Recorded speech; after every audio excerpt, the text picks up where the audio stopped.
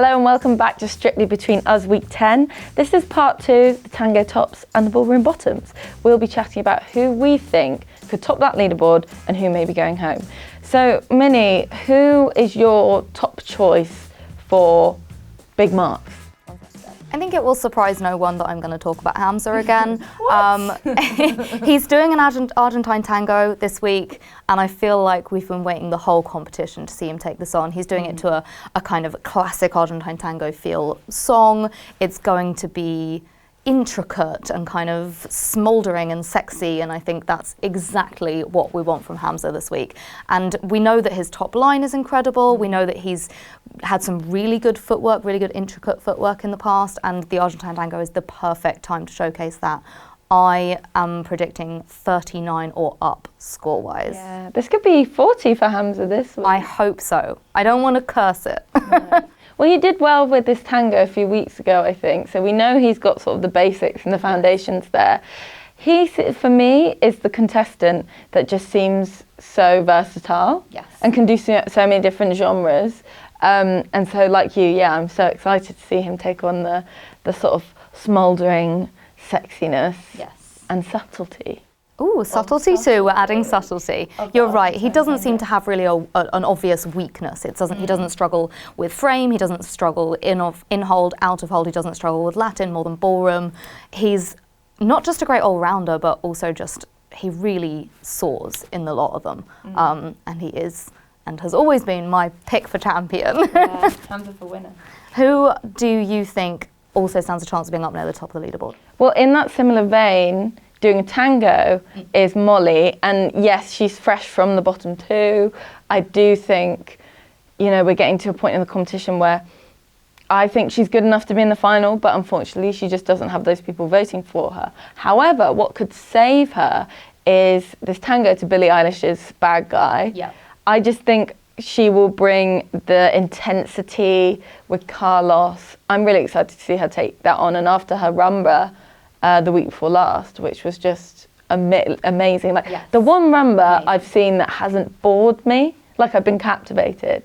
So I think, this tango I really hope saves her this week. I hope so. I think they've done the smart thing and they're appealing to probably the majority of her kind of target audience. It's going to be young and it's going to be fun in that kind of intense way that the tangos are. It's going to deliver that kind of sizzle, I think. Great song choice. Hopefully there'll be a good outfit choice as well to match. We want blacks and purples. The gems up the... Exactly, the perfect gems. Hearting with a big dramatic ponytail. Yeah, I think she's played it really smart this week, and I think it's definitely going to be a contender for near the top of that leaderboard. Definitely. But, Minnie, who's going?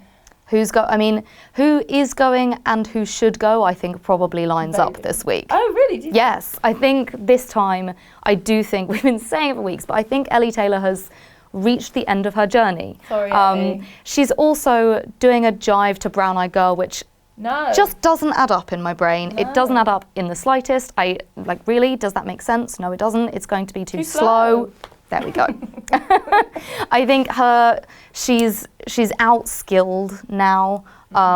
People are just outstripping her by quite a large margin, and I don't know that this is going to be appealing enough to her fan base to make up for the lack of scores that I'm predicting it's going to get. Yeah, and her fans have loved the character-driven dances and then the slower kind of waltzes and more gentle ones, where the jive is you've got to be so sharp and energetic and quick.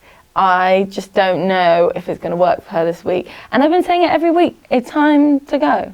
I'm calling it now that Craig is going to complain about her lack of retraction in her kicks and flicks. I'm calling it now. Classic Craig. I would put money on it if I could, but I don't think the bookies are taking bets on that. Yeah. It's too niche. Also, maybe near the bottom, a potentially controversial choice, but we've said before that he's plateaued a little bit. Yeah. Will Mellor and Nancy. Yeah, and they are doing the Charleston, which we have found is cursed. The Charleston curse. You and me identified the strictly 2022 Charleston curse earlier on in this series. Ellie survived. Yes. However, still the majority of people have gone out on a Charleston. Yeah. And I think this could be Will's week. because he's plateauing. I can't see him going any further from here, really. I think I can see where you're coming from, but I disagree slightly because I think there is the potential for him to pull out some really big, impressive and technically challenging lifts. Yeah, I think if him and Nancy, they have a great partnership, they're really in sync, and I think if they can, he's a strong guy too, if they can nail some really impressive tricks, that could be the key to survival this week. Yeah. But if not, or if something, God forbid, were to go wrong with some ambitious tricks, I'm seeing bottom of the leaderboard energy coming from this one. Yeah, definitely.